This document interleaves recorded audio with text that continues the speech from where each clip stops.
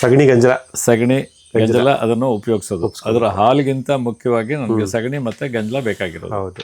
ಈ ಟ್ರೇನಲ್ಲಿ ನಾವು ಮೊಳಕೆ ಬಂದಿರೋ ಮುಸ್ಕಿನ ಜೋಳದ ಕಾಳು ಹಾಕಿದ್ದೀವಿ, ಅಲ್ಲಿ ಗಮನಿಸಬಹುದು ಕೆಳಗಡೆ ಇವತ್ತು ಬೆಳಗ್ಗೆ ನೆನೆ ಇಟ್ಟಿರೋದು. 7 ದಿವಸ ಆದ್ಮೇಲೆ ನೋಡಿ ಈ ರೀತಿ ಬರುತ್ತೆ, ಇಷ್ಟು ಬರುತ್ತೆ. ಈಗ ಇದು ಇವತ್ತು ಬೆಳಗ್ಗೆ ನಮ್ಮ ಹಸುಗಳು ಕೊಡಕ್ಕೆ ರೆಡಿ ಮಾಡ್ಕೊಂಡಿರೋದು. ಹೌದು.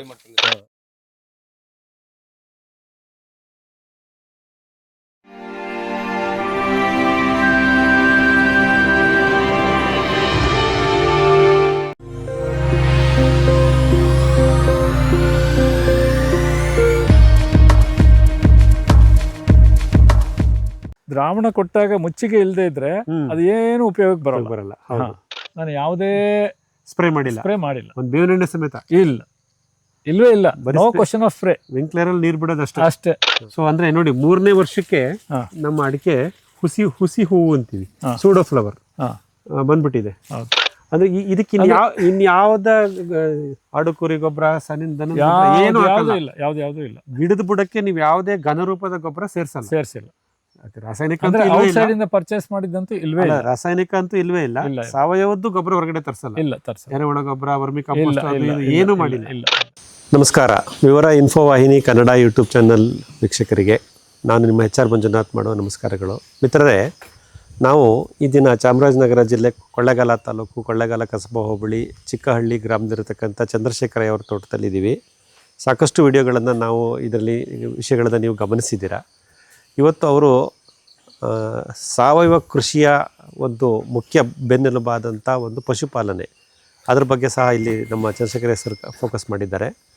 ಅವರಲ್ಲಿರ್ತಕ್ಕಂಥ ಪಶು ಸಂಪತ್ತುಗಳು ಯಾವುವು, ಎಷ್ಟು ಪಶುಗಳನ್ನು ಸಾಕ್ತಾ ಇದ್ದಾರೆ, ಅವುಗಳಿಗೆ ಊಟವನ್ನು ಹೇಗೆ ನಿರ್ವಹಣೆ ಮಾಡ್ತಾರೆ, ಮತ್ತು ಅವುಗಳಿಂದ ಬರ್ತಕ್ಕಂಥ ಸಗಣಿ ಮತ್ತು ಗಂಜಲವನ್ನು ನಾವಲ್ಲಿ ನೋಡಿದ್ವಿ, ಎಲ್ಲಿ ನಮ್ಮ ಬಯೋಡೈಜೆಸ್ಟರ್ಗೆ ಇನ್ಪುಟ್ಗೆ ಹಾಕ್ತಾರೆ ಅಂತ ಹೇಳಿದ್ರು.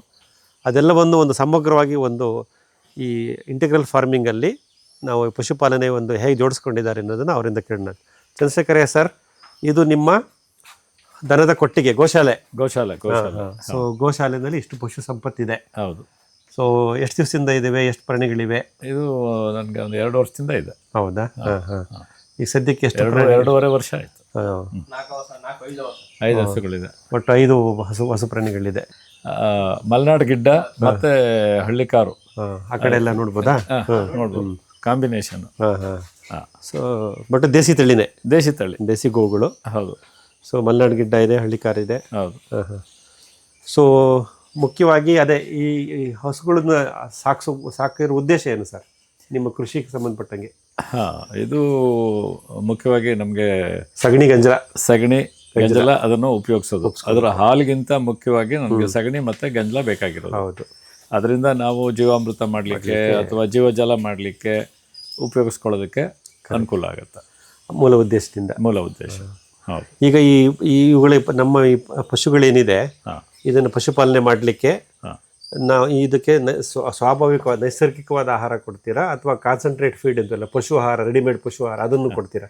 ರೆಡಿಮೇಡ್ ಆಹಾರ, ಪಶು ಆಹಾರ ಏನು ಕೊಡೋದಿಲ್ಲ. ಸೊ ಇವುಗಳಿಗೆ ಏನಿದ್ರು ನಾವು ಭತ್ತದ ಒಣಗಿದ್ದ ಹುಲ್ಲು ಮತ್ತೆ ನಾವು ಈ ಮುಸ್ಕಿನ ಜೋಳದಿಂದ ತಯಾರು ಮಾಡಿದ ಬೆಳೆದ ಒಂದು ಮೊಳಕೆ ಮೇವು ಕೊಡ್ತೀವಿ. ಮತ್ತೆ ಇದನ್ನ ತೋಟದಲ್ಲಿ ಓಡಾಡಕ್ ಬಿಡ್ತೀವಿ. ಒಂದು 2 ರಿಂದ 3 ಗಂಟೆ ತೋಟದಲ್ಲಿ ಓಡಾಡಕ್ ಬಿಡ್ತೀವಿ. ಅಲ್ಲೂ ಕೂಡ ನ್ಯಾಚುರಲ್ ಗ್ರೇಜಿಂಗ್ ಮಾಡ್ಕೊಂಡು ಬರುತ್ತೆ. ಹೌದು. ಈ ತೋಟದಲ್ಲಿ ಓಡಾಡಕ್ ಬಿಟ್ಟಾಗ ಅದರಿಂದ ಸಮಸ್ಯೆಗಳೇನಾರು ಆಗಿದೆಯಾ? ಗಿಡಗಳನ್ನು ತುಳಿಯೋದು, ಮುರಿದಾಕೋದು ಆ ಥರ? ಎಳೆ ಗಿಡಗಳಿರೋ ಜಾಗದಲ್ಲಿ ನಾವು ಬಿಡಲ್ಲ. ಈ ಹೈಡ್ರೋಫೋನಿಕ್ ಸಿಸ್ಟಮ್ ಇನ್ಸ್ಟಾಲ್ ಮಾಡಿ ಎಷ್ಟು ದಿವಸ ಆಯ್ತು ಸರ್? 2.5 ವರ್ಷ ಆಯ್ತು. ಹಸುಗಳು ಬಂದ ಕೂಡಲೇ ಇದನ್ನು ಶುರು. ಹಸುಗಳು ಬಂದಾಗಲೇ ಬಂದಿದೆ. 2.5 ವರ್ಷದಿಂದ ನಮ್ಮ ಹೈಡ್ರೋಫೋನಿಕ್ ಸಿಸ್ಟಮ್ ಇಲ್ಲಿದೆ. ಇದರಲ್ಲಿ ನಾವು ಮುಖ್ಯವಾಗಿ ಗಮನಿಸಬೇಕಾಗಿರೋದು, ಒಂದು ಫ್ರೇಮ್ ಇದೆ, ಸ್ಟ್ಯಾಂಡು. ಅದ್ರ ಮೇಲೆ ಈ ಟ್ರೇಗಳಿದ್ದಾವೆ. ಈ ಟ್ರೇನಲ್ಲಿ ನಾವು ಮೊಳಕೆ ಬಂದಿರೋ ಮುಸ್ಕಿನ ಜೋಳದ ಕಾಳು ಹಾಕಿದ್ದೀವಿ, ಅಲ್ಲಿ ಗಮನಿಸ್ಬೋದು ಕೆಳಗಡೆ ಇವತ್ತು ಬೆಳಗ್ಗೆ ನೆನೆ ಇಟ್ಟಿರೋದು. ಮೊಳಕೆ ಬಂದಿರೋ ಮುಸ್ಕಿನ ಕಾಳನ್ನು ತೆಳ್ಳಗೆ ಆ ರೀತಿ ಹರವಿ ಆ ಟ್ರೇನಲ್ಲಿ ಇಟ್ಬಿಡ್ತೀವಿ. ಆಮೇಲೆ ಅದು ಪ್ರತಿನಿತ್ಯ ಈ ರೀತಿ ಮೊಳಕೆ ಬಂದು ಹಸಿರು ಬಣ್ಣಕ್ಕೆ ತಿರುಗ್ತಾ ಕೊನೆಗೆ ಎಷ್ಟು 7 ರಿಂದ 8 ದಿನನ ಸರ್? 7 ದಿವಸ. 7ನೇ ದಿನಕ್ಕೆ ಅದು ಹಸುಗಳಿಗೆ ಕೊಡಲಿಕ್ಕೆ ರೆಡಿಯಾಗಿ ಬರುತ್ತೆ. ಈ ಜಲಕೃಷಿ ಅಥವಾ ಹೈಡ್ರೋಫೋನಿಕ್ಸ್ ಫಾಡರ್ ಸಿಸ್ಟಮ್ ಏನಿದೆ, ಇದರಲ್ಲಿ ನಂಬರ್ ಆಫ್ ಟ್ರೇಸ್, ಎಷ್ಟು ತಟ್ಟೆಗಳನ್ನು ಇಡಬೇಕು ಅನ್ನೋದು ಹೆಂಗೆ ನಿರ್ಧಾರ ಮಾಡ್ತೀವಿ ಸರ್? 7 ದಿವಸ 8-4. ನಿಮ್ಮಲ್ಲಿ 4 ಪ್ರೌಢ ಹಸುಗಳಿರೋದ್ರಿಂದ ಹೌದು, ಒಂದು ಹಸುಗೆ ಒಂದು ದಿನಕ್ಕೆ 1 ಟ್ರೇ ಕೊಡ್ಬೇಕು. ಒಂದು ಟ್ರೇ ಕೊಡ್ತೇವೆ. ಹಾಗಾಗಿ ನಮಗೆ 4 ಟ್ರೇ ಬೇಕಾಗುತ್ತೆ. ಹೌದು, 7 28 ಟ್ರೇ ಮಿನಿಮಮ್ ಇರಬೇಕಾಗುತ್ತೆ. ಹೌದು. ಈ ಸಿಸ್ಟಮ್ ಅಲ್ಲಿ 28 ಟ್ರೇ ಇದೆಯಾ ಸರ್? 32 ಟ್ರೇ ಸಿಸ್ಟಮ್ ಇದೆ. ಸೊ ಈ ಸಿಸ್ಟಮ್ಗೆ ಸಂಬಂಧಪಟ್ಟ ಹಾಗೆ ಮೇಲ್ಗಡೆಯಿಂದ ನೀರನ್ನು ಬೀಳಲಿಕ್ಕೆ ವ್ಯವಸ್ಥೆ ಮಾಡಿದ್ದಾರೆ. ಹೌದು, ಬಟ್ ಇದಕ್ಕೆ ಮೋಟರ್ ಕನೆಕ್ಷನ್ ಇದೆ. ಮೋಟರ್ ಕನೆಕ್ಷನ್ ಇದೆ. ಹಾ. ಆ ಡ್ರಮ್ ನಲ್ಲಿ ನೀರಿರುತ್ತೆ, ಮೋಟರ್ ಇರುತ್ತೆ. ಹೌದು. ಆ ಮೋಟರ್ ನೀವೇ ಆನ್ ಮಾಡ್ಬೇಕಾ ಆಟೋಮೆಟಿಕ್? ಇಲ್ಲ, ಇಟ್ ಈಸ್ ಟೋಟಲಿ ಆಟೋಮ್ಯಾಟಿಕ್. ಪ್ರತಿ 2 ಗಂಟೆಗೆ ಒಂದ್ಸಾರಿ ಅದೇ ಆನ್ ಆಗುತ್ತೆ. ಅದೇ ಆನ್ ಆಗುತ್ತೆ. 1 ನಿಮಿಷಕ್ಕೆ ಟೈಮ್ ಸೆಟ್ ಮಾಡಿರ್ತೀವಿ. 1 ನಿಮಿಷ ಮಾತ್ರ ಅದು ಸ್ಪ್ರೇ ಮಾಡುತ್ತೆ, ಮತ್ತೆ ಮೈಕ್ರೋ ಇದರಲ್ಲಿ ಸ್ಪ್ರೇ ಮಾಡುತ್ತೆ, ಮತ್ತೆ ಆಫ್ ಆಗುತ್ತೆ. ಸರಿ. ಹೌದು. ಸೊ ಇದಕ್ಕೆ ಸದ್ಯಕ್ಕೆ ಈ ನೀರಿನ ಒಳಸುರಿ ಬಿಟ್ಟು ಬೇರೆ ಏನು ಕೊಡಲ್ಲ? ಇಲ್ಲ, ಬೇರೆ ಏನಿಲ್ಲ. ಮೊಳಕೆ ಬಂದಿರೋ ಮುಸ್ಕಿನ ಜೋಳದ ಕಾಳು ನೀರಿನ ಸಹಾಯದಿಂದನೇ ಬೆಳೆಯುತ್ತೆ, ಸ್ಪ್ರೌಟ್ ಆಗಿ ಬೆಳೆಯುತ್ತೆ. ಸೊ ಇದು 7ನೇ ದಿವಸ ಆದ್ಮೇಲೆ ನೋಡಿ ಈ ರೀತಿ ಬರುತ್ತೆ. ಇಷ್ಟು ಬರುತ್ತೆ. ಈಗ ಇದು ಇವತ್ತು ಬೆಳಗ್ಗೆ ನಮ್ಮ ಹಸುಗಳು ಕೊಡಕ್ಕೆ ರೆಡಿ ಮಾಡ್ಕೊಂಡಿರೋದು. ಹೌದು, ಅದು ತೆಗಿರಿ ಸರ್. ಅದು ಈ ರೀತಿ ಬಂದಿರುತ್ತೆ ನೋಡಿ. ಈ ತರ ಮಿತ್ರರೇ ನೋಡಿ, ಬೇರು ಸಮಯ ಇದನ್ನು ತಿನ್ನತ್ತ ಮಾದೇವಣ್ಣ? ಯಾವ್ದನ್ನು ವೇಸ್ಟ್ ಮಾಡಲ್ಲ. ನೋಡಿ ಎಷ್ಟು ಚೆನ್ನಾಗಿ ಬಂದಿದೆ, ಚಾಪೆ ತರ ಬಂದ್ಬಿಟ್ಟಿದೆ ಬೇರು. ಮತ್ತೆ ನೋಡಿ ಹೀಗಿದ್ದಿದ್ ಕಾಳು ಕೇವಲ 7 ದಿನದಲ್ಲಿ ಈ ರೀತಿ ಆಗಿದೆ. ಒಳ್ಳೆ ಆಹಾರ ಉತ್ಪತ್ತಿ ಆಗಿದೆ. ಇದಕ್ಕೆ ನಾವು ಖರ್ಚು ಮಾಡಿರೋದು ನೀರು. ಹೌದು, ಇನ್ನೇನು ಖರ್ಚು ಮಾಡಿಲ್ಲ. ಹಾಗಾಗಿ ಇದಕ್ಕೆ ಜಲಕೃಷಿ ಅಂತ ಹೇಳ್ತೀವಿ. ನಿಯರ್ಲಿ 800 ಗ್ರಾಮ್ಸ್ ಇಂದ 900 ಗ್ರಾಮ್ ವರೆಗೂ ಹಾಕಿದ್ರೆ ಕಾಳುಗಳು ಅದು ಆಲ್ಮೋಸ್ಟ್ ಮಲ್ಟಿಪ್ಲೈಡ್ ಬೈ 9 ಟೈಮ್ಸ್ ಆಗತ್ತೆ. ಒಂದು 6 ರಿಂದ 7 ಕೆಜಿ ಬರುತ್ತೆ ಹಸಿಮೇವು, ಉತ್ಕೃಷ್ಟವಾದ ಹಸಿಮೇವು ಆಗುತ್ತೆ. ಹೌದು.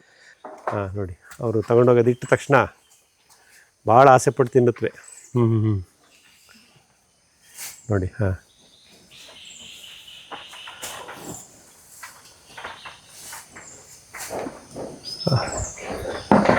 ಸೊ ಈ ರೀತಿ ಮಾಡೋದ್ರಿಂದ ಉತ್ಕೃಷ್ಟವಾದ ಮೇವು ಕಡಿಮೆ ವೆಚ್ಚದಲ್ಲಿ, ಏನು ವೆಚ್ಚನೇ ಇಲ್ಲ. ಇದಕ್ಕೆ ನೀರು ಒಂದೇ ಖರ್ಚು ಮಾಡೋದು, ಇನ್ನೇನು ಖರ್ಚು ಮಾಡಲ್ಲ. ಸೊ ಇದನ್ನು ಮಾಡಿ ಪ್ರತಿದಿನ ಬೆಳಗ್ಗೆ ಇಷ್ಟಿಷ್ಟು ಕೊಟ್ಬಿಡ್ತೀರಾ ಸರ್ ಪ್ರಾಣಿಗಳಿಗೆ? ಹೌದು ಸರ್. ಹಾಂ.